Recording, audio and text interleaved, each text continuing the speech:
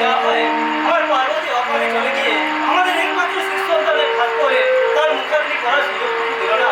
তাই সেই দায়িত্ব তুই পালন করে যে কথা বলছি কেন আর ওই রাস্তা থেকে তুলে এনে কাকা বাবুই তো আমাকে সন্তান স্নেহ মানুষ করেছে। আমি সেই ছোটবেলা থেকে জেনে আসছি শুধু কাকা বাবু নয়, তুমিও আমার অন্নদাতা পিতা। সেই জন্য তো আমার বিজনেসের পাওয়ারও পেছনে আমি তোর হাতে তুলে দিয়েছি। আমার কাছে তোর একমাত্র পরিচয়, তুই আমার ছোট ভাই। যা ভাই, তোর দায়িত্ব তুই পালন কর। যাচ্ছি যাচ্ছি। হ্যাঁ হ্যাঁ, যাও যাও ভাই, যাও।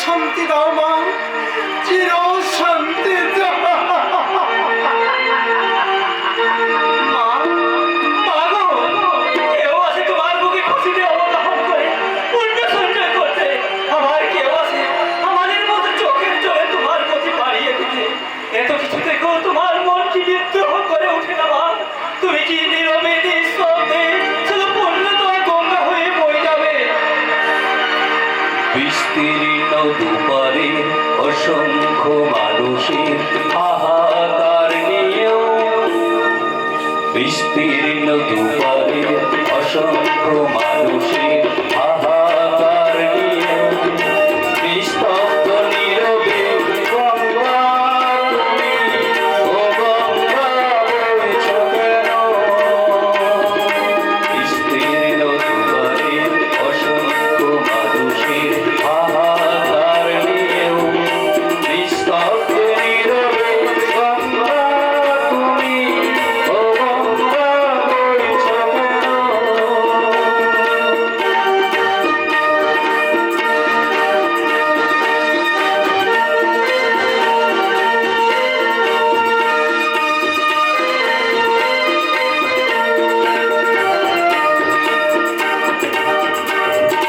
নইতে পলাশ কলম দেখেও, মানবতার পতন দেখেও নির্লজ্জয় অলস ভাবে বইছো কেন?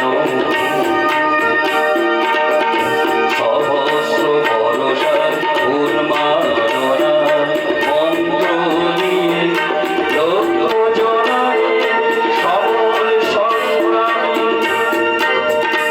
আর অগ্রগামী করে তোলো না কেন? বিস্তীর্ণ দুপারে অসংখ্য মানুষের হাহাকার নিয়েও, বিস্তীর্ণ দুপারে অসংখ্য মানুষের হাহাকার নিয়েও নিস্তব্ধ নীরবে ও গঙ্গা তুমি, ও গঙ্গা বইছো কেন?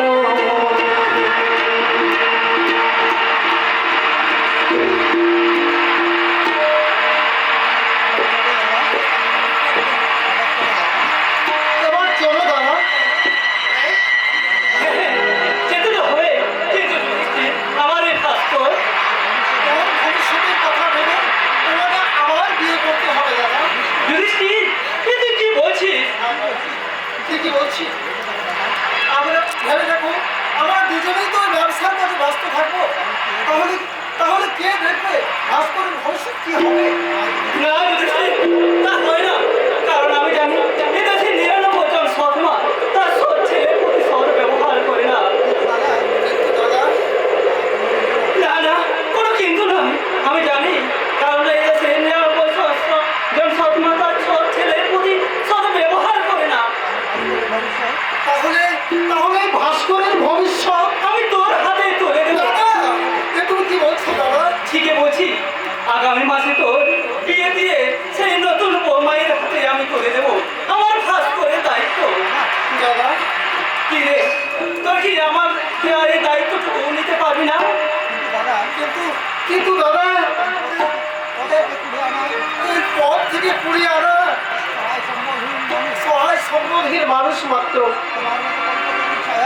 আমি আমি এই তোমার মতো কল্পতরু ছায়ায় বেঁচে আছি ঠিকই, কিন্তু তাই বলে এত বড় গুরু দায়িত্ব পালন করার জন্য আমি তোকে সর্বশক্তিমান করে তুলবো। আমার সম্পত্তির অর্ধেক আমি আজই তোর নামে লিখে দেবো। কিন্তু এত বড় গুরু দায়িত্বর কাছে তোমার ওই অর্ধেক সম্পত্তি তো মাত্র রশ্মি দাদা। তাহলে কি চাস তুই বল? তোমার স্থাবর স্থাবর সমস্ত সম্পত্তি আমার চাই। তুই কি বলছিস? Yes! আমি কলির যুধিষ্ঠির, তাই মিথ্যার মেশাদি করে যাওয়ার বিশ্বাস নেই। আমি স্বীকার করবো কন্যা, আর লুট করবো রাজার ভান্ডার। যুধিষ্ঠির, কি বলছিস তুই?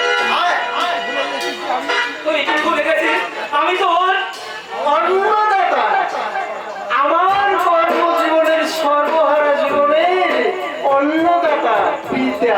তাই যদি করিস তাহলে তুই শুধু আমি না, যে দেখো এই সমাজ সভ্যতার দিকে, আজকের সমাজের 99 জন মানুষ অন্নদাতার ওই উপকারীর উপকার স্বীকার করে না।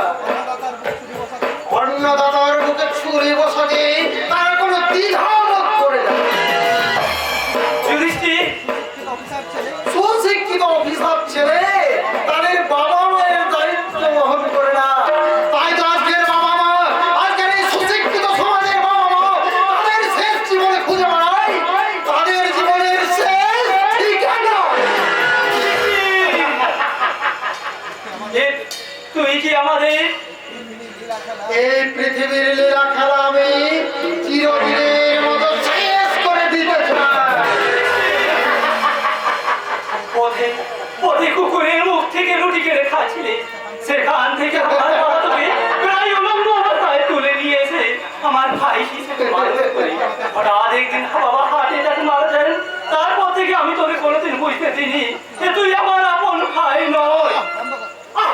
অন্তত তোমার ওই সস্তা সেন্টিমেন্টের কথা বলে তুমি আমাকে দুর্বল করে দিও না। না ভাই, না ভাই, আমি তোকে দুর্বল করতে চাই না।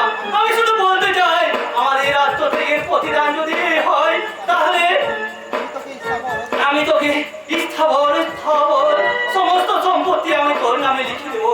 বিনিময়ে তুই আমাদের দুজনকে বাঁচতে দে ভাই। বাঁচিয়ে রাখো না।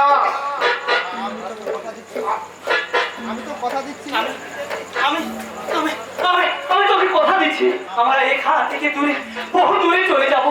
জীবনে আর কোনোদিন তোর সামনে এসে দাঁড়াবো না। দাদা, আজকের এই আধুনিক যুগে দূর বলে কিচ্ছু নেই। সমস্ত পৃথিবীটা 1 ঘন্টায় ঘুরে আসা যায়। তাই দূর বলে এই পৃথিবীতে কোথাও কিচ্ছু নেই, আছে শুধু একমাত্র পরলো। তাই আমি তোমাকে পরলোকে পাঠিয়ে দেবো।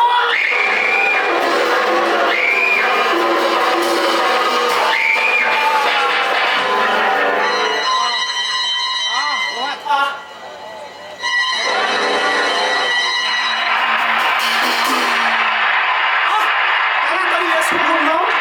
মনে হচ্ছে কুম্ভবার গঙ্গাতীর কেউ এই সন্তানরা নিষ্কৃতি দেয়নি।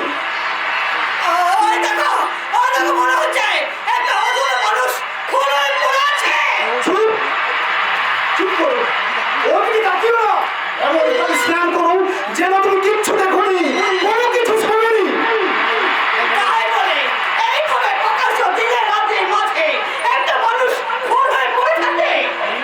করুণা, এদেশের যে শান্তি রক্ষক পুলিশ এই সাধারণ মানুষকে খুন করে মাটিতে পুঁতে দিয়ে গায়েব করে দেয় লাশ, সে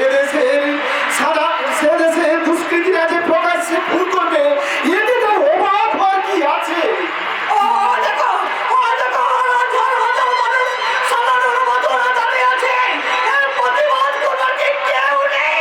না, কারণ প্রতিবাদ শব্দটা এদেশে অচল হয়ে গেছে। এই অন্যায়ের প্রতিবাদ করলে তার অবস্থা হবে ওই সার্জন বাপ্পির মতো। তার চেয়ে ও সব ঝামেলায় না পড়ে তুমি এখান থেকে স্নানটা সেরে নাও। আচ্ছা